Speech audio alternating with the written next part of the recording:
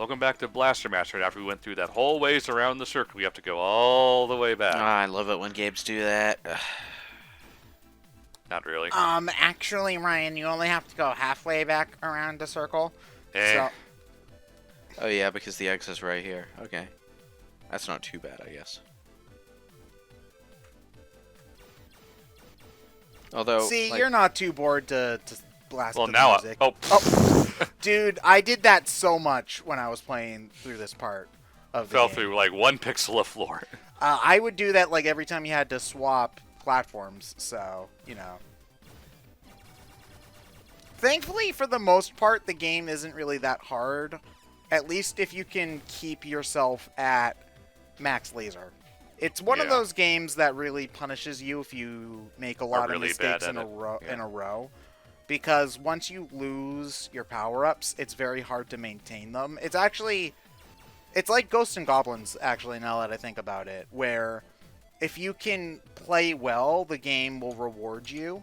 But as soon as you like make one mistake, you are punished immediately for it. Ugh. Which is oh yeah, I loved that little visual detail. I think that's the next boss, if I remember. Yes, correctly. it is. I do like it when a game sets up the boss by having you glimpse them ahead of time. I always think of Metroid Fusion whenever I see something like that, and maybe that's just, my specific, gaming background, but that was the first game I can remember doing something like that, because Metroid Fusion had the Nightmare guy in I forget what area it is, but it has that like flying around and you're like, what the hell is that thing? And it was really cool when you saw it actually as a boss fight later on. And that takes us over here because we couldn't get through the current last time. Sonic 3 and Knuckles sort of did that a few times too. Like they did that with the Death Egg a lot, where that thing keeps on going up and out of the sky and then crashing down like 4 times. Well, yeah, you can see the Death Egg in the background as a destination, but I was talking more about like the boss of Marble Garden, where he pops up midway through the stage, drills through the floor and then through the ceiling, and collapses some of the level, and you have to get out. And that happens like twice along the way, and then you fight that boss like being carried around by Tails, and it was kind of an epic moment. Even if it was a bit clunky to play. They were really experimenting with how to work story into their style of play at that point. Fuck you, Laser! It's like... the game is more fun if you don't have the fuck you Laser. Because I didn't have it when I was fighting him, and he's actually like a hard boss that you're supposed to wait for him to expose his backside and all this other crap. It's like, fuck you, Laser says fuck you. Giant enemy crab hit the weak point for massive damage. Where's the weak point? Everywhere. Okay, the funniest thing about that quote though is that the game that he's talking about previously, I forget which one it is, but he's talking about this game is set in historic Japan, and you'll see all of these different figures from actual history, and then 4 minutes later, so here's a giant enemy crab. And it's just like, I thought this was supposed to be a historical game, but oh, you know what? I forgot that in my textbook here from high school, here's the entry on the giant enemy crab wars of 1742. Yes, how could I have forgotten? Man. And now we have to go all the way back. But we can swim now. So, Well, you have to go back to the tank to install the rotating gears or whatever. Yeah, but thankfully there's fast-moving current, so you're not really... This is, when you fail the ladder challenge from earlier, you're basically going almost all the way back here. So, yeah, that's annoying. And now we can go to the space we need to. Yeah.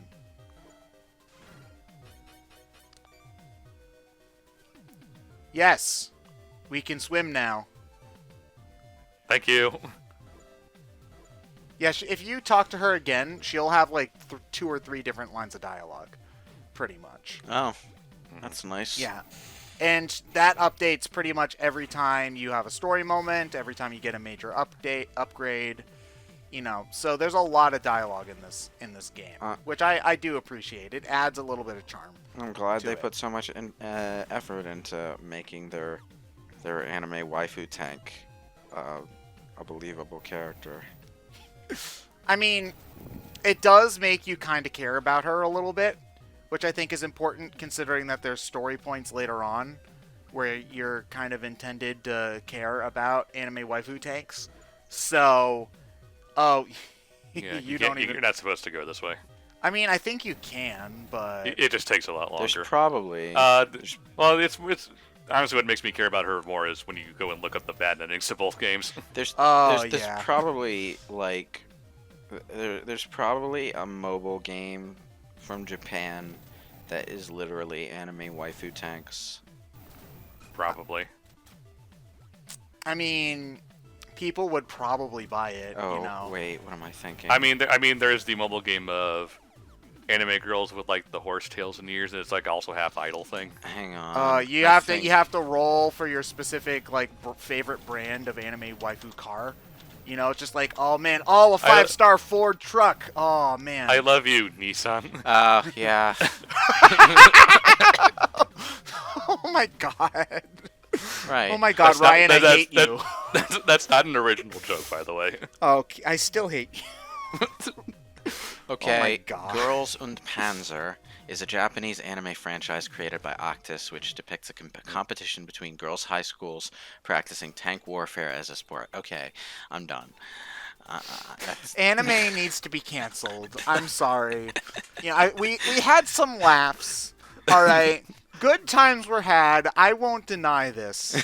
But it's time we admit it was a misstep in human society, and it just needs to stop. Okay. So anime was a mistake, yes.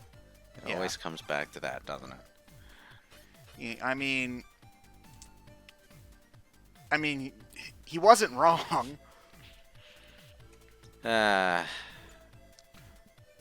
Oh yeah, so the ice level I also liked a good amount because this is the point where you actually kind of realize that the other weapons aren't completely useless. Because if you get hit and have to get stuck with the flamethrower for a bit, you realize that it melts the ice-covered floor and you don't have to deal with the ice physics anymore. And once I learned that, I methodically used the flamethrower to melt every single tile of ice I could, and it added an extra 2 hours to my game time. Huh. That's just how I am. And boop. Press the button. Like, yeah, so all of that shiny ice there you can melt by using the flamethrower. Yeah, but there's nothing in my way, so I just held down. Yeah, but you could melt it. Why? I can just hold down and leave. But I'm never coming back there again. Don't you have to turn the ice off for certain No. things? Oh, okay. Nope. Does the ice stay melted when you leave the room and then come back? Probably not. Okay. Yeah, but there is ice physics on the shiny floor. Also, the nice detail about the little spinny things going along the floor, they won't go over normal ground, so you can trap them by melting the ice like in a corner. Yeah, and then they're just like bouncing around like one of those Yeah, DVD things. It also melts the ice spikes. Which is Yeah, nice. which will do damage to you, so. Yeah, look how satisfying it is, though. Yeah, but I don't need to do all of them. But it's so. Oh man. These little spinny things literally can't hurt me on normal ground. Yeah, see, like over there, it's bouncing. Whenever like the substitute teacher was in school, and like they'd have the DVD that they'd have you watch or whatever, but they'd just leave it on the waiting screen for too long. I'm not the only one who got really, really excited whenever it actually like landed in the corner and bounced out at the. Except it 45-degree never angles. actually hits the corner. No, it just bounces doesn't. up. Which, but there's like It the one time where it hits does. like the bottom. It hits like the bottom and the left, like super rapid succession, so it looks like it is, but it never actually does. Oh, it's the worst when that happens. But I mean, granted, the youth of today aren't going to know that particular struggle. Because, well, I mean, unless if they just didn't upgrade the technology at public schools, which I suppose Which they probably haven't.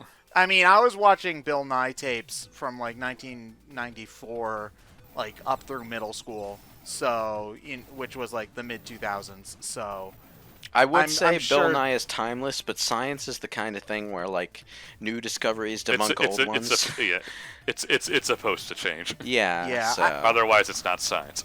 I mean, granted, things are in a typical Bill Nye episode where Really basic shit we know is kind of just true. yeah. I mean, I'm sure there is some outdated information on that.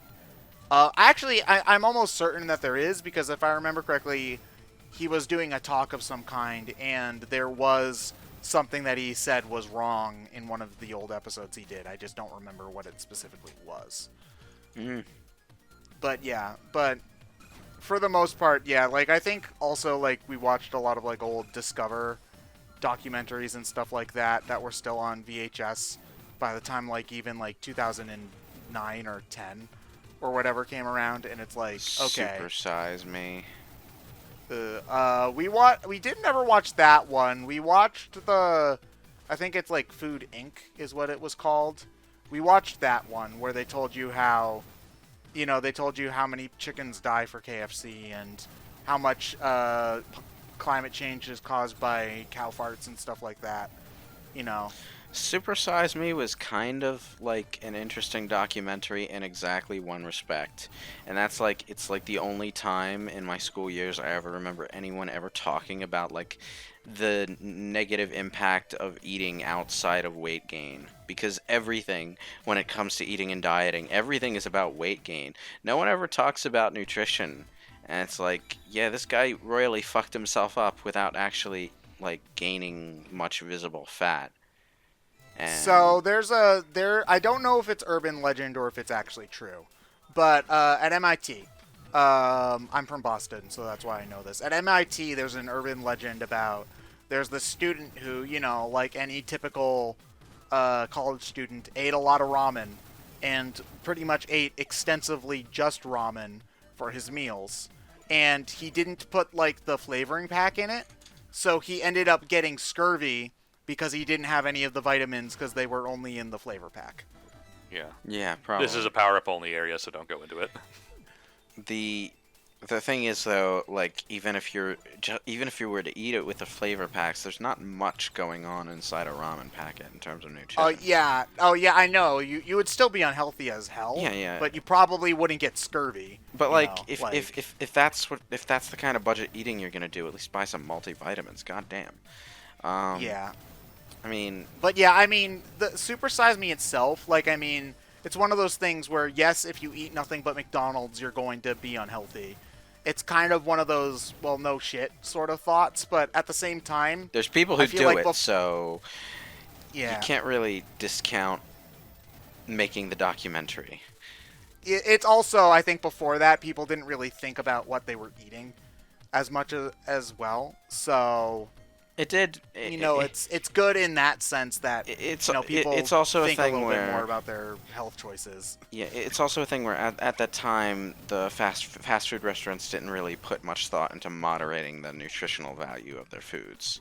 I mean, these days. They still kind of don't. Well, I mean, yeah, we've still got things like the Bacon King, which is just a mass of unhealthiness waiting to happen, like heart disease or whatever. Way too many calories for one goddamn sandwich.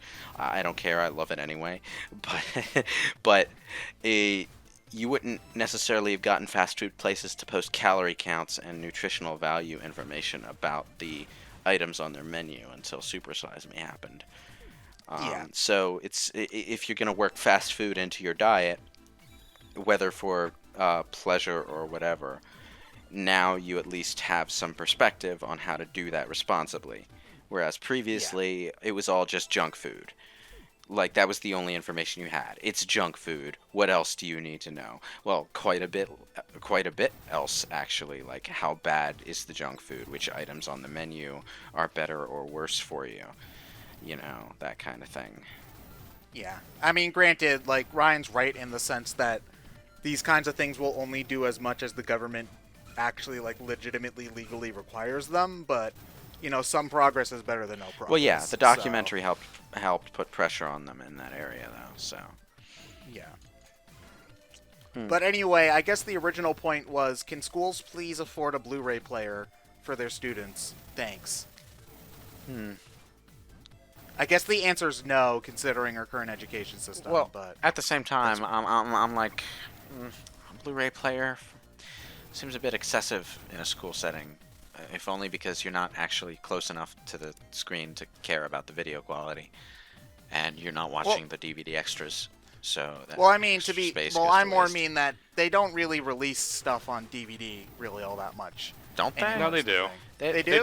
They do. Yeah. Yeah. In fact, most of the stuff that I see nowadays being released, there's like a Comes with the DVD. Yeah, there's like a multi-format package where you've got the DVD and then you've got the Blu-ray.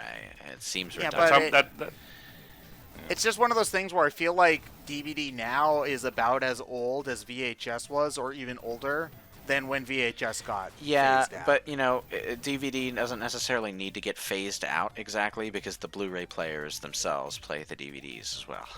You don't need some special DVD VCR player that has Combo thing. two different slots and has to be bigger and more expensive to compensate for both. There we go. Ice physics. Oh my god, they're calling me at 8:30 at night now. Ugh. Hey, are you Scam satisfied likely. with your current internet plan? No, it's probably not internet. It's probably, hey, we'd like to call you about your student loans. No, the worst one I've had lately is it was like something from like DHS, What? and it was like a message for you, and it's just like some lady speaking Chinese, and it's like, what? DHS, the shipping service? Yeah. I only even know they exist because I work at Amazon. Why would they be calling random people? I like the Yeah. ones who are like, you are we're There's happy an outstanding warrant for your arrest. we're happy for your patronage at Marriott hotels. And it's like, I've never paid for a Marriott hotel in my entire life. Yeah, sometimes The outstanding balance on your credit card. They never say which one, of course. Sometimes Yeah, I do get like prank calls, but they're always all in one day. Like someone has me on their automatic dialing service and they just keep dialing me. I just have learned to not ever pick up my phone unless if it's somebody I already have in my address book. Yeah. Yeah, pretty much. Because No one ever leaves a goddamn voicemail though. So it's like yeah, well, it's because if they get the voicemail, they know that they're they know that oh wow, you cut that one real close. Yeah. If they go to voicemail, they know you're not there and you're not going to listen to it, so they might as well hang up. Yeah. Oh, is this the thing that makes This a is Spider spider tank? Tank. Yeah, Yeah. spider No, tank. no, it's not. Aw, damn it. Spider Oh. Tanks later. Oh, that's the Metroid Prime 3 tank gun ship blow up thing. Yeah. Okay. Which I will use later.